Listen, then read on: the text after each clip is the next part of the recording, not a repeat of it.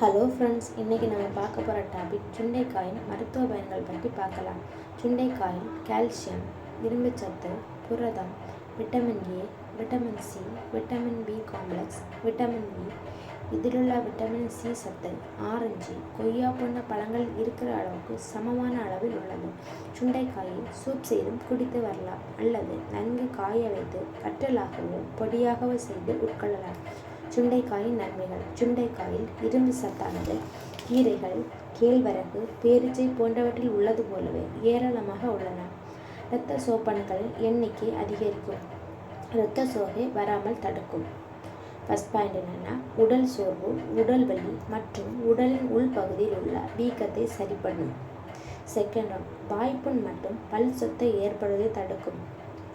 Third, இரத்தத்தில் உள்ள கழிவுகள் நச்சுக்களை வெளியேற்றும் ஆற்றலுடையது. ஃபோர்த், வயிற்றுப்புழுக்களை வெளியேற்றும் தன்மையுடையது. சுண்டைக்காயுடன் ஓமம் சிறிதளவு சேர்த்து கஷாயமாக்கி காலையில் வெறும் வயிற்றில் குடித்து வர வயிற்றுப்புழுக்கள் வெளியேறும். ஃபிஃப்த்து, சுண்டைக்காய் பொடி மற்றும் கறிவேப்பிலை பொடி சேர்த்து ரெண்டும் சம அளவு எடுத்து 1 டம்ளர் மோர் கலந்து குடித்து வர வயிற்றுப்புண், குடல் புண் சரியாகும். சிக்ஸ்த்து, சுண்டைக்காயில் ஆன்டி ஆக்சிடென்ட் அதிகமாக உள்ளதால் இரைப்பை, குடல், கல்லீரல் போன்ற பகுதியில் புற்றுநோய் ஏற்படாமல் தடுக்கும். செவன்த், சளி, காய்ச்சல் ஏற்படும் போது சுண்டைக்காயை கஷாயமாக்கி குடித்து வந்தால் சளி, இருமல் குணமாகும். தொண்டை கரகரப்பு, தொண்டை தொற்று நீங்கும். இந்த வீடியோ உங்களுக்கு பிடிச்சிருந்தா லைக், ஷேர், கமெண்ட் பண்ணுங்கள். உங்கள் ஃப்ரெண்ட்ஸுக்கு ஷேர் பண்ணுங்கள். சப்ஸ்கிரைப் பண்ண மறந்துடாதீங்க. தேங்க்ஸ் ஃபார் வாட்சிங்.